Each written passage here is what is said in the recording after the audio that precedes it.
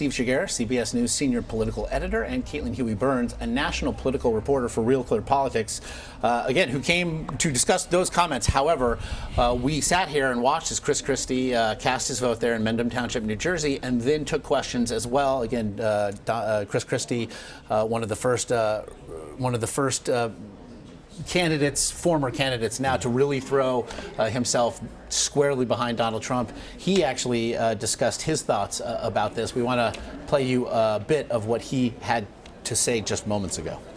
I've said this before, that I know Donald Trump. I've known him for 14 years, and Donald Trump is not a racist. And so, you know, the allegations that he is are absolutely contrary to every experience that I've had with him over the last 14 years. And so we're going to end it there.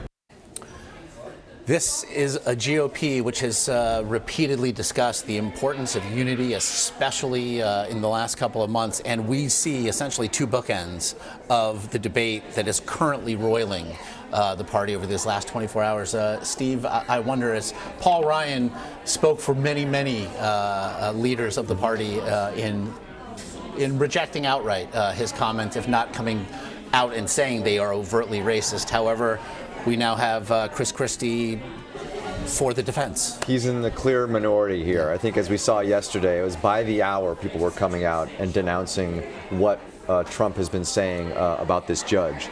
And part of this is, first of all, clearly it's controversial what he's saying. Clearly it's not the kind of comment that Republicans want. I was looking back just to what the Republican Party wrote after the 2012 election, as they were looking back at what happened with Mitt Romney and the kinds of things he was saying and other Republican candidates were saying, not only about immigrants, but about all sorts of minority groups. And their quote was, the Republican Party is one of tolerance and respect, and we need to ensure that the tone of our message is always reflective of these core principles.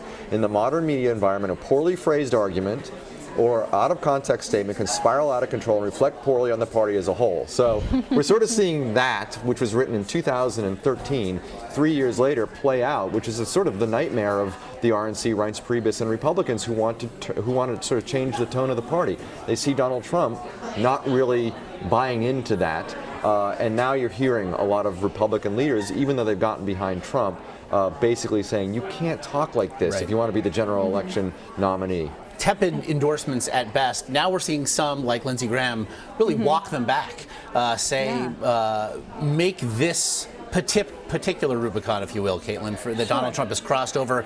You know, maybe this is the one from which he cannot cross back, saying with regard to this recent controversy, that this is now about a love of country, that this is not what the United States is, and that a love of country must trump a hatred of Hillary. Also, invoke Joe McCarthy in talking about Donald Trump, which has taken this, if nothing else, to a different place. Right. And over the course of the primary, we saw that really Donald Trump was kind of a Teflon candidate, right? In the primary, nothing really stuck.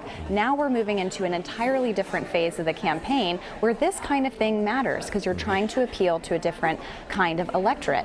And what Republicans are seeing is that Donald Trump is not going to change his tone or change his rhetoric as they had hoped that he would when they endorsed him.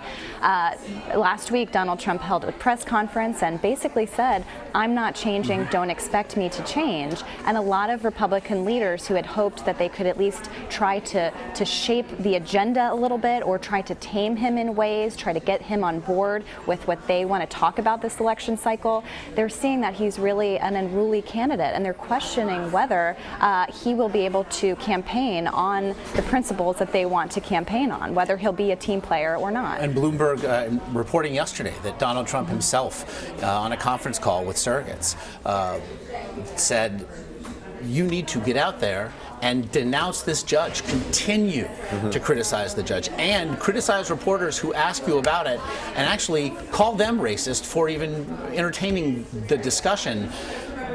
Steve, this is, if nothing else, certainly far from the post-mortem you just read. Yeah, I mean, just to build off Caitlin's point, it's almost as if there's a fundamental misunderstanding on Trump's part about what he has to do moving forward. I get that his personality and the persona that he's put forth in the primary worked for him. That's clear. There's no question that Republican primary voters were very drawn to the kinds of things that he was saying and to that attitude, right? And maybe perhaps the attitude is something that may work for him in a general election. It's just the kinds of things that he's saying are not appealing to the broader electorate. And I think that's where somebody needs to get in his ear, if it's even possible, and say, look, you need to speak to people in places like Ohio and Florida and in battleground states. It's not just Republican voters anymore. He goes out in the stump and he touts the early NRA endorsement that he got. And he touts the Muslim ban and touts the wall. These are great talking points when you're talking to the Republican primary voter. But now you got to go to these places and talk to independents and talk to Democrats and try to get them to come over to your side. And being as incendiary as he has been, which worked for him very well early, it's not necessarily going to be the case moving forward. I think that's what scares Republican leaders, and it scares Republicans who are running on the same ballot with him at the top of the ticket, whether it's Senate candidates or House candidates or gubernatorial candidates. And it seems to candidates. speak this idea, and Caitlin, the idea of something sticking to him, I wonder, he is now becoming the active presence in that idea. It's not so much things that are sticking, so much as he is saying things that are being made to stick. Right, to exactly. Him. These are unprovoked. Right, he's creating this dynamic. And what's really telling this week is that even his supporters, even people who have defended him to the extreme, with the exception perhaps of Christie and maybe another surrogate or two, I've talked to surrogates who are, upset that he said this about the judge. Like, why did he go there? They wanted him to talk about ways in which, maybe the judge had contributed to the Clinton campaign or that kind of thing, going after Clinton on the jobs report on Friday. They had a litany of arguments that they wanted to make last week that Trump really just pushed to the side and went his own way. So there's really a concern, even among those who support him and defend him before, that he is not doing himself any favors. In fact, creating problems that really didn't need to be created. There's a lack of discipline in being the nominee at this point. Right. And that's frustrating, I think, Republicans, as you see. There are points where he, definitely could have stepped back and said, okay, I'm not going to make any news today because there's a lot of bad news going on with Hillary Clinton. For instance, last week when or 2 weeks ago when the State Department Inspector General report came out, all we heard about was Donald Trump trying to debate Bernie Sanders, and that was 2-3 days of that coverage, while Hillary Clinton was wallowing in terrible news that would have gotten more coverage if he just sort of stepped back. Again, lack of discipline. There was a very disappointing jobs report. I mean, he's given back things, red meat that just sat there that he passed by. Quickly, I want to bring in a CBS News digital journalist, Jacquline Alemany, who was there today as New Jersey Governor Christie did cast his vote, and then.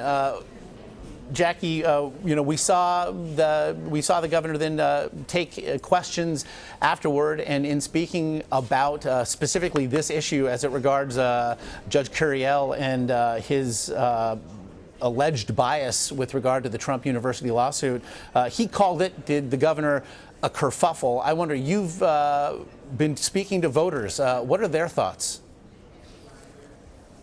Yeah, well, voters here are pretty torn about Trump. It's really a mixed bag. I actually think the bigger story coming out of Mendham today, Christie lives about 5 miles from here, is that it's a township that leans right, and the split of voters coming out today are evenly split between Democrats and Republicans. As Christie was giving his press conference, there were voters actively heckling him and his support for Trump. I met 3 people who actually came in today and voted for Kasich as a vote against Trump because they couldn't get themselves to vote for Clinton, but they figured a vote for Kasich is still a vote against Trump. So, Christie has stood his ground. He actually even maintained that Trump is not a racist. He's known Trump for many years now, and he's standing squarely behind Trump, although he was testy with questions about Judge Curiel. Jacquline Alemany again there in Mendham Township, New Jersey. We do appreciate your insight.